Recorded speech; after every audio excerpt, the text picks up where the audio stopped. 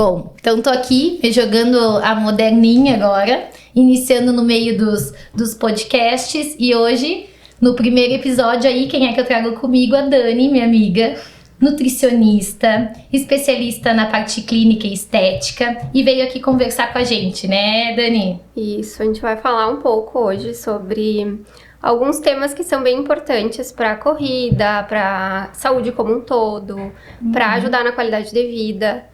Chamei a Dani nesse primeiro porque o nosso intuito realmente é falar sobre nutrição e esporte, nutrição e corrida. Existem vários temas aí que sempre são do interesse público, né? Nunca terminam as perguntas. Inclusive agora eu tava começando a tomar meu chá aqui e já tava pensando no que eu ia perguntar, o que eu ia trazer pra Dani, né? E é uma dúvida que sempre surge aqui entre os meus alunos, as pessoas que chegam pra mim. Chá, mate, ele hidrata, Dani? O chimarrão não hidrata, tá? O chimarrão é inegociável. Não quer dizer que tenha que tirar do consumo, né? Quem tem o hábito de tomar.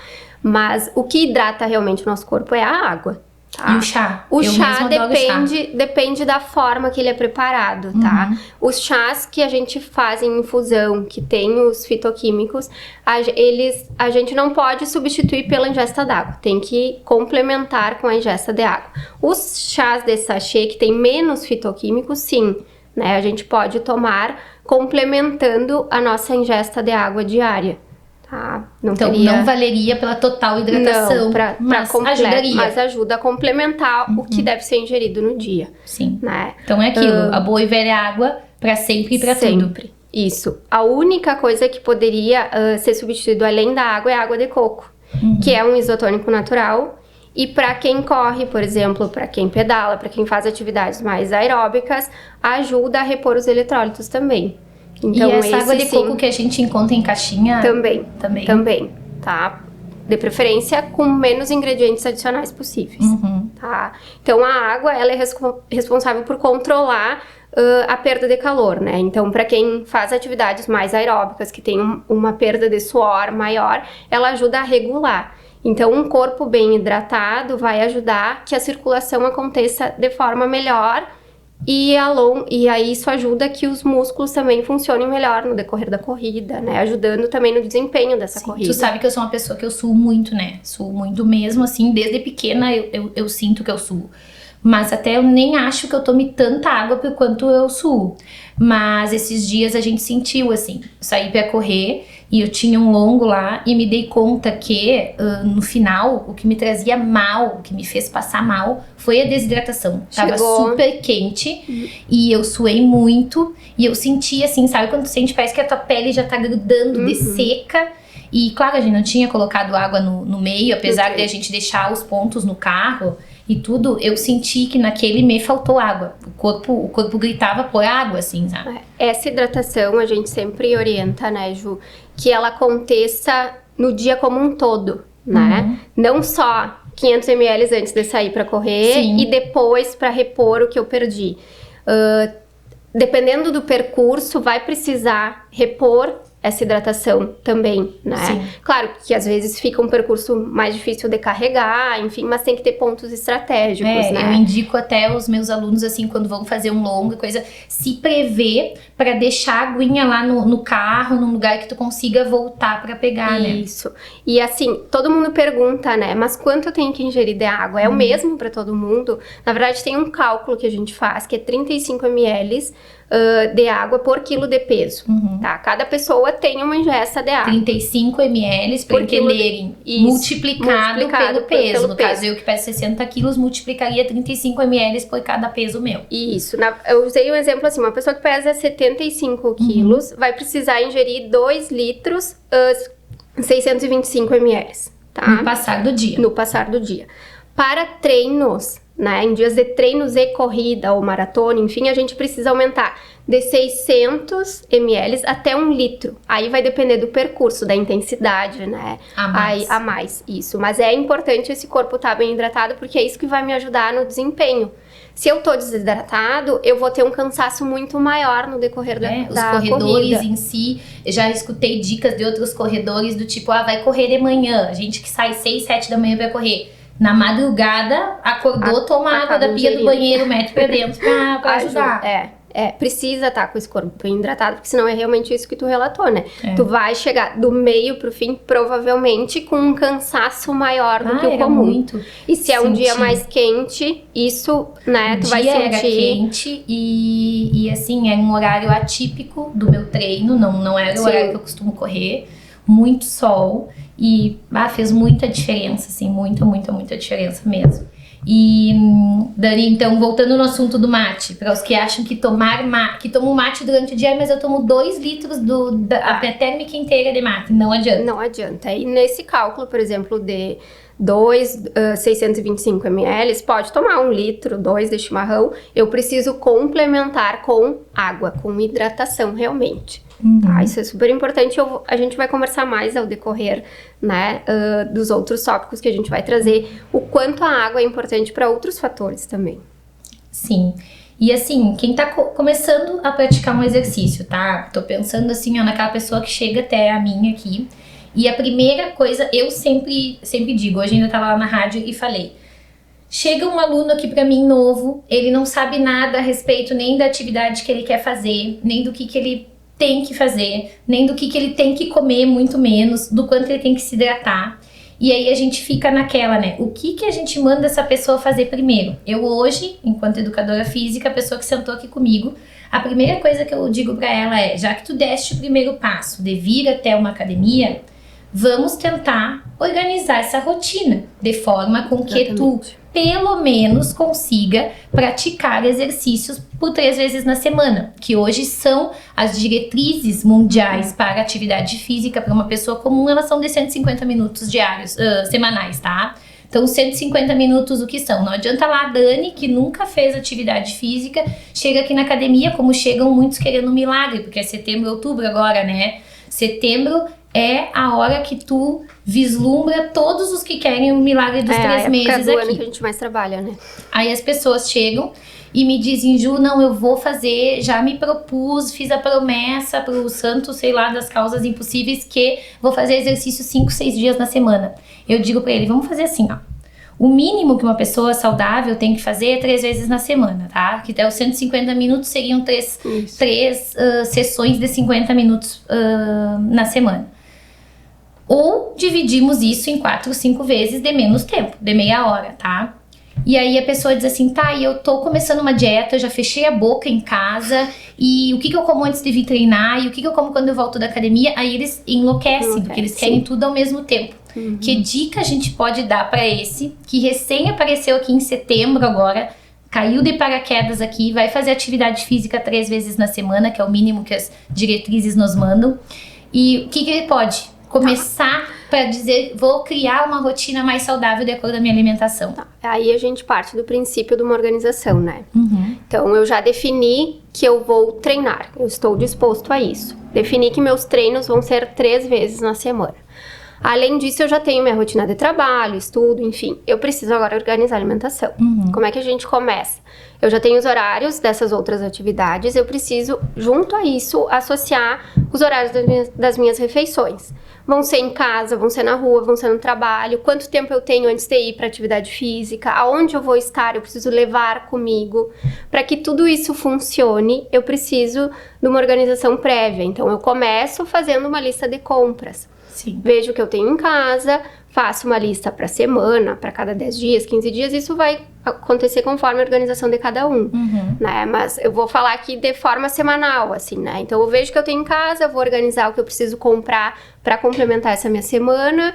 E aí, o dia que eu chego com as compras, eu já organizo tudo que eu puder. Eu higienizo as frutas, verduras, legumes. Eu deixo o que eu puder pré-pronto para ir otimizando o meu tempo durante a semana.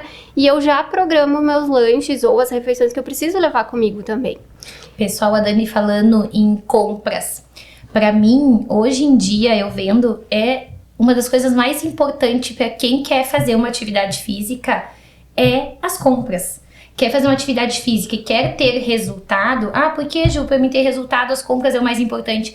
Porque é a organização. Se tu não te organiza com o que tu vai comprar na feira, no açougue, no supermercado, tu parte do pressuposto que aquela pessoa não tem um mínimo de organização dentro de casa. E que resultado que eu, quanto educadora física, vou poder dar pra essa pessoa se ela não tem um mínimo dentro da casa dela, que é organizar as compras para a semana. As pessoas vivem dia após dia, né? Só empurrando com a barriga aquilo. Aí é aquilo que a gente fala da autorresponsabilidade, né? Preciso, se eu quero um resultado, se eu quero chegar no objetivo que eu tenho, eu preciso ter responsabilidade de organizar a minha semana.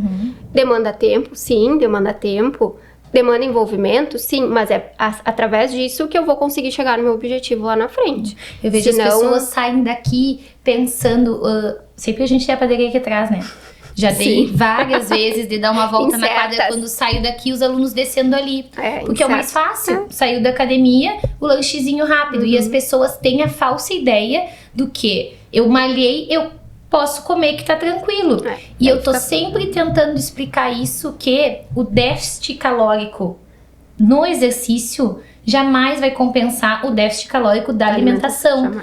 São regras básicas para nós. São informações que para nós, assim, ó, passam batida, porque já são coisas que a gente vivencia há anos, mas as pessoas ainda não têm noção que vir na academia, eles vão queimar às vezes 300, 400 calorias, sendo um exercício muito bom e muito bem feito, porque a maioria não tem intensidade nos exercícios, não põe intensidade nos exercícios que fazem. Aí essa meia volta que eles dão aqui, descem ali na padaria e já compraram 500 calorias para colocar em cima ou mais. Ou mais.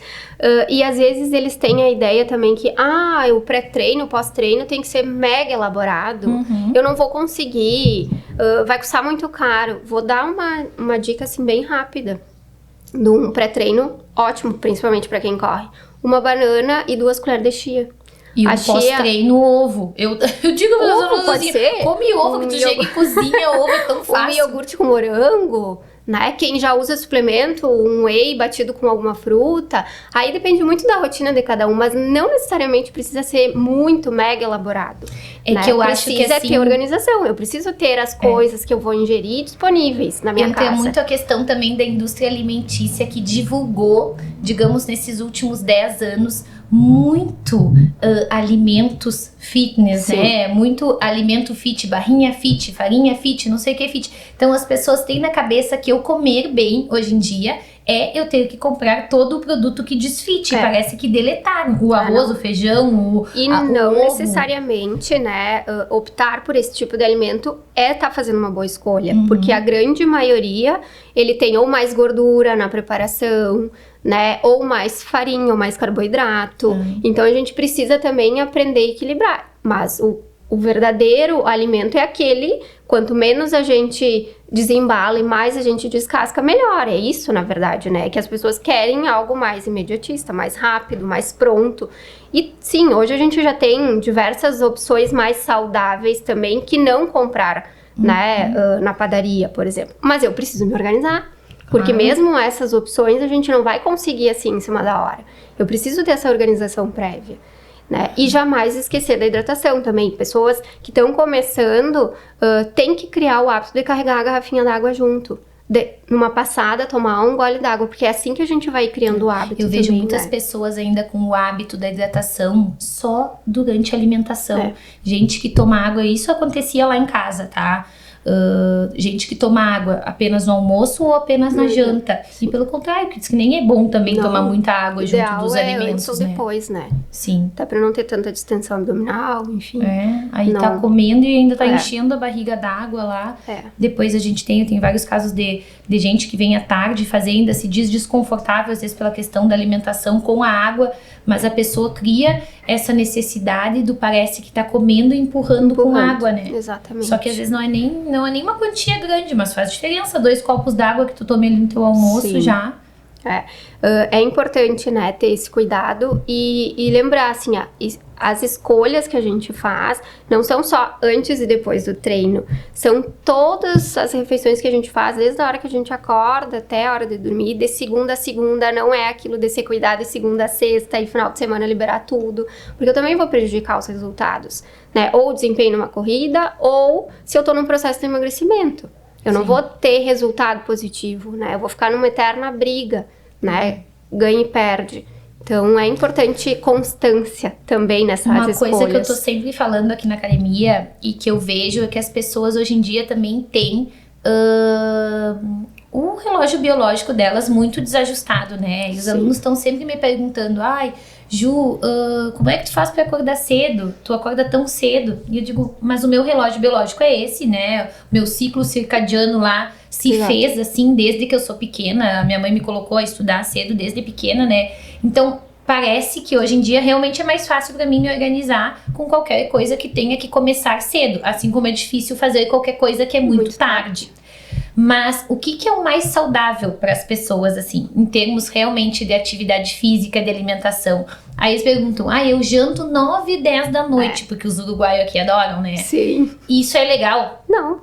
Se tu vai deitar ali meia hora, 40 minutos depois, né? Mas tem pior, né? Eu janto 10 horas da noite e 10 e meia eu tô na cama.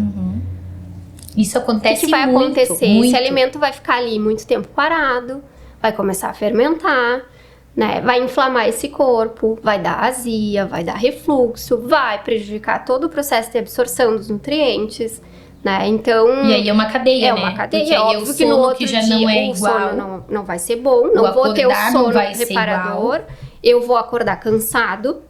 Provavelmente eu vou querer comer alimentos mais calóricos para repor aquele pico glicêmico que eu fiz, né? Porque eu ingeri muitas calorias, fui deitar, meu corpo ficou em repouso, então eu fiz um pico de energia e essa energia ficou ali circulando, né? Eu não usei para nada.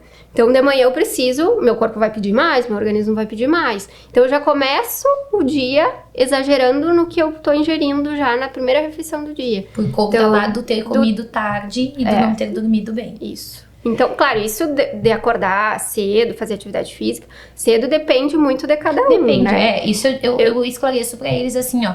O nosso ciclo circadiano, ele é nosso. Sim. Eu não posso obrigar lá a Dani, que a vida toda se acordou um pouco mais tarde, que tem um ciclo intermediário, a vir ter um ciclo que ele é matutino, sendo que ela nunca teve. Então aí, às vezes, as pessoas deixam de fazer atividade nos horários que elas estão mais dispostas para fazer no horário lá mais cedo, porque elas me vêm fazendo, ou vem o outro fazendo, acham mais bonito, aí é legal acordar às 6 da manhã, aquela pessoa mostra toda uma rotina de vida, assim, ó, eu acordei às 6, às 7 eu tô trabalhando, às 8 eu já tô fazendo tal coisa, às 10 eu já tô saindo do trabalho e à meio-dia eu tô almoçando, mas isso não cabe na vida de todos, né? Exatamente. E é uma noção que às vezes as pessoas não têm e se obrigam a passar por outro lado de vida, vivem infelizes às vezes quanto aquilo, sendo que se tu te respeitar, tu vai conseguir treinar lá à tarde e tudo. O que é o errado, né? O errado é o fazer o muito tarde, é o jantar muito tarde, é o dormir muito tarde,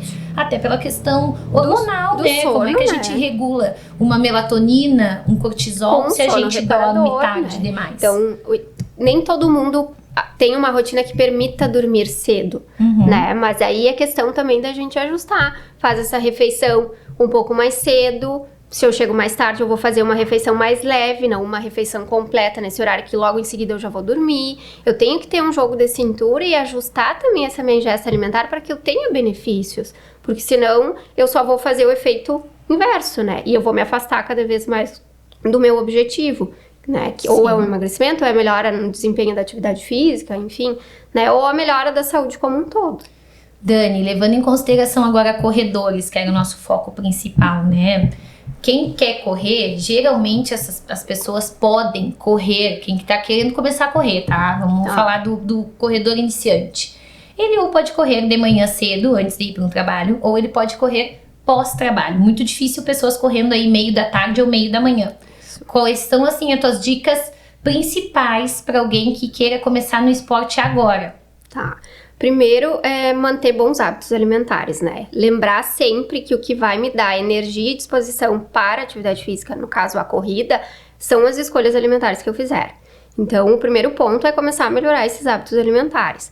Então, se eu vou correr de manhã cedo e eu não tenho um tempo hábil para acordar, fazer uma refeição e ir para a corrida, eu preciso pensar já no que eu vou comer na noite anterior para preparar minhas reservas de glicogênio muscular, para ter energia o suficiente para essa atividade no outro dia. Se eu tenho um tempo que me permite fazer a refeição e depois ir fazer atividade física, ou por ser no meio da manhã, ou no meio da tarde, ou no final do dia, eu preciso priorizar alimentos de boa qualidade, que vão me dar energia do início ao fim da atividade física, né? Sempre lembrar da ingesta de água, de criar uma rotina de treinos, né? Treinos de corrida, treinos de fortalecimento. Acho que é muito importante ter, né, esse hábito de criar a rotina, assim como a gente cria a rotina de tomar água, dos horários das refeições.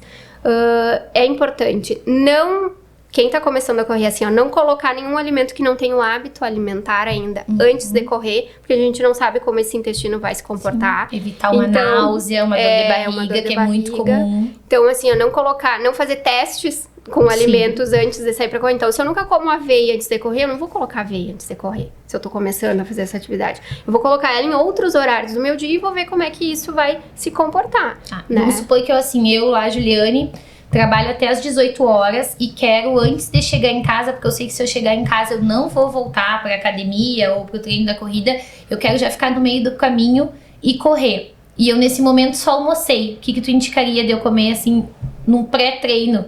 Saindo do meu trabalho. Porque eu falei, a banana com a chia, por exemplo, que é super fácil de carregar, né? Leva a chia até num potinho e a banana e vai descascar e vai comer a banana com a chia, e é um ótimo pré-treino. A chia tem bastante proteína, né? E a banana é uma ótima fonte de carboidrato. Porque o que eu vejo que acontece? Muitas pessoas que deixam o treino pra tardinha, as pessoas têm a justificativa depois do parar com o treino, ou eu não consigo mais treinar, porque eu saio do trabalho e eu não tenho energia pra correr ou pra treinar. Porque só almoçou. E aí eu digo pra elas assim, ó, sabe por que tu não tem energia, minha querida? Porque tu só comeu o teu almoço. 6 horas depois, corpo nenhum vai ter energia. Não é tu que é desenergizada às 18 horas, entendeu? Não tem como, então são coisas... E o leigo em si, ele tem essas justificativas para o não fazer. A primeira justificativa que a pessoa dá. Eu não tenho energia, eu me sinto muito fraca, eu vou correr às 19, não dá pra mim. Porque não tem como. Tá, mas aí tu consegue acordar cedo e vir? Ah, não, aí é muito cedo. Mas eu digo, bom, então nós vamos ter que achar uma possibilidade. Exato. O que tá te fazendo ficar cansada às 18, 19 horas? Pra mim, geralmente é a questão alimentação, também, né? Ou a falta de hidratação, né? O sono, que não foi legal porque dormiu muito tarde, comeu mal à noite. Então, são diversos fatores que vão influenciar. As escolhas alimentares ao decorrer do dia também. Comeu muito carboidrato, muita energia circulando, passou a tarde inteira trabalhando sentada, né? Então, não tem como o corpo responder. Eu preciso, por isso, melhorar minhas escolhas alimentares. O pessoal já reclama às vezes de fadiga nas pernas, é muito comum, assim, a gente escutar... eu às 18, 19, eu me sinto já com dor musculares. E aí são pessoas que trabalharam realmente o dia inteiro sentado em escritório, só levantou ali pra ir no banheiro, sabe? As pessoas reclamam, às vezes, dor cervical, aquele mal-estar quando levanta a cabeça, porque eu digo, passou o dia inteiro sentado. Aí realmente é difícil tu levantar e sair com ânimo pra uma atividade física, né? Por isso que eu citei antes, né? De criar a rotina, de levar as refeições também, né? Pode ser difícil num primeiro momento, mas depois que tu criar o hábito de preparar, organizar 1, 2 vezes na semana, a gente otimiza a semana e eu não vou cair sempre no mais prático que é pedir ou passar na padaria e pegar qualquer coisa. Então eu consigo resultados melhores também. E essa reclamação, temos por base já uma população alvo de um 30 a mais, né, Dani? Que é o foco, assim, ó, do meu trabalho, basicamente. E a população que chega até mim fazendo essas perguntas, né? O corpo já não é o mesmo, ele já não responde da mesma forma. Eu não vou receber reclamações quanto a cansaço, a fadiga da gurizadinha de 15, 20 anos. Isso aí vem sempre lá no 30 a mais, que já vem com uma carga de trabalho em cima, é uma carga de família, são os problemas do dia a dia. Então não é só eu não me alimentei, mas só que isso é um agravante, uma coisa que piora a situação e que em termos de atividade física, às vezes não te ajuda a fazer bem feito se tu não tá bem alimentado, né? Realmente vai te afastar do teu objetivo. E até no trabalho, né, Ju? Acaba que tu percebe que tu fica mais cansado, que tu não consegue te concentrar, né? O intestino já não funciona legal também. Então, são vários fatores que estão ligados às escolhas alimentares, né? Sim. E que vão nos trazer resultado lá na atividade física também. Tá. E não falando assim só da questão cansaço, fadiga, uma coisa que me preocupa, pra mim que já tô aí na faixa dos 40, né?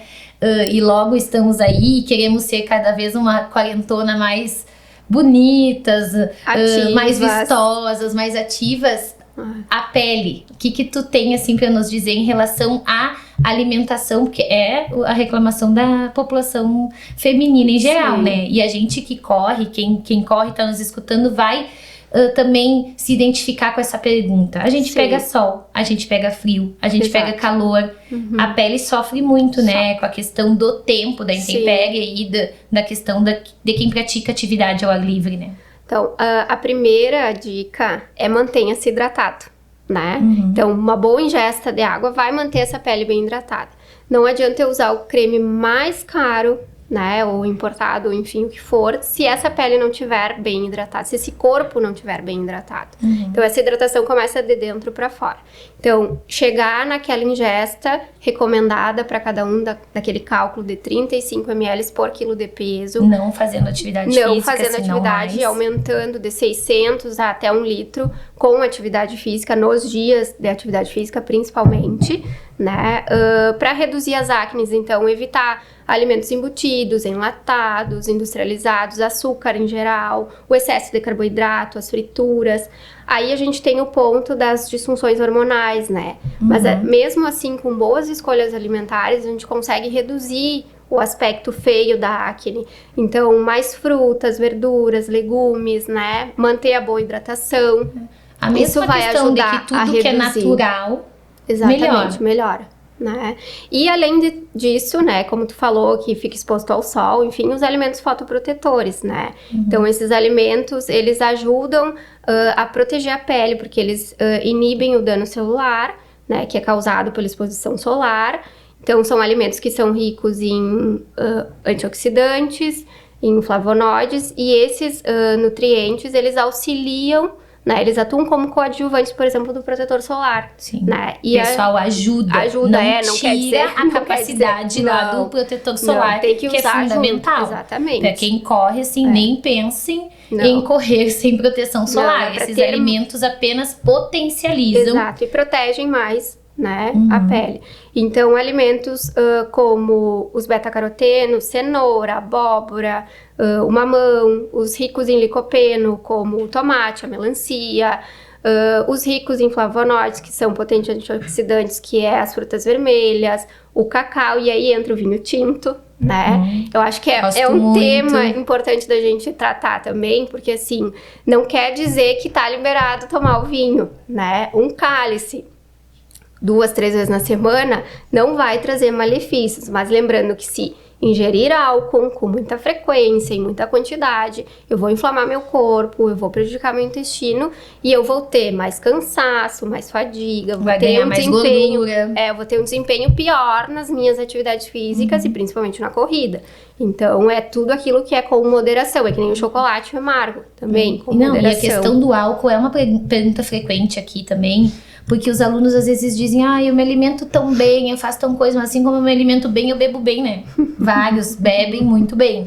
O vinhozinho, aquele vinhozinho que não é só o social do cálice lá. Aí é excesso, né? Acaba que se torna um excesso durante a semana e não existe dose segura de álcool, né, Dani? Não existe, não é comprovado, assim, tanto é que falam pra grávida não beber, para pessoas que têm problemas de saúde não beber, porque não existe uma dose segura de álcool. Então, aqui para nós que trabalhamos com força, as pessoas querem às vezes modificações no corpo em relação a ter mais músculos, a ter menos gordura, Não tem Não dose que te diga que, olha, vai ser segura para o ganho de massa muscular, tu beber uma garrafa no mês. Não aquilo existe. que eu sempre falo para meus pacientes, isso aqui não entra no cálculo do plano alimentar. Sim. Se tu consumir é extra. É um extra. Tu tá saindo fora da tua rotina alimentar que tu tá começando a construir. Tá saindo fora dos teus treinos que tu tá começando a criar uma constância na atividade física, né? Então tem que ter muita atenção. Esses alimentos que são fotoprotetores, eles também ajudam a inibir a degradação do colágeno e reduzir os danos de envelhecimento da pele e de manchas também. Colágeno, né? Muito bom, todas queremos. Então, assim, manter uma alimentação mais variada, né? Bastante verduras, legumes, aquilo que a gente sempre diz, quanto mais colorido, mais saudável e melhor para nossa saúde e mais benefícios a gente vai ter, né? Para nossa vida como um todo, na verdade. Sim.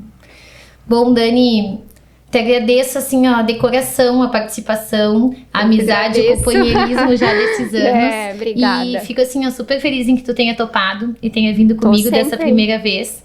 E vão sair outros, e com certeza vão vir outros assuntos muito mais legais aí pra gente instruir as pessoas e ajudar como a gente já vem anos ajudando, tá? Isso mesmo, conta comigo. Seguimos. Obrigada.